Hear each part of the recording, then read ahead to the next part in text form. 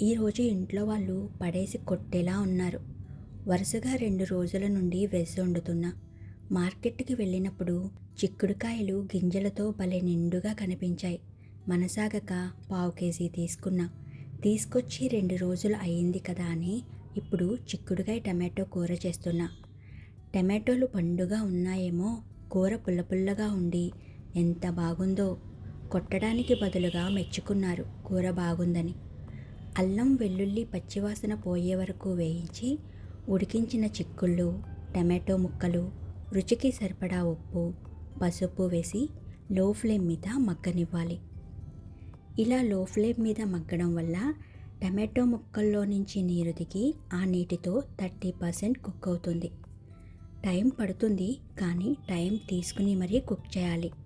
అప్పుడే ఆ కూరకి రుచి. ఇప్పుడు ఇందులో తగినంత కారం వేసి ముక్క మునిగే వరకు నీరు పోసి మీడియం ఫ్లేమ్ మీద కుక్ చేయాలి.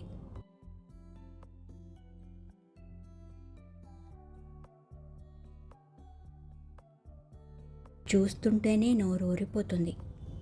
కూర దగ్గర పడే వరకు ఉడికించి స్టవ్ ఆఫ్ చేయడమే. ఇప్పుడు వేడివేడిగా సర్వ్ చేయడమే. తర్వాయి భాగం మనందరికీ తెలిసిందే. ఉంటా మరి. By by.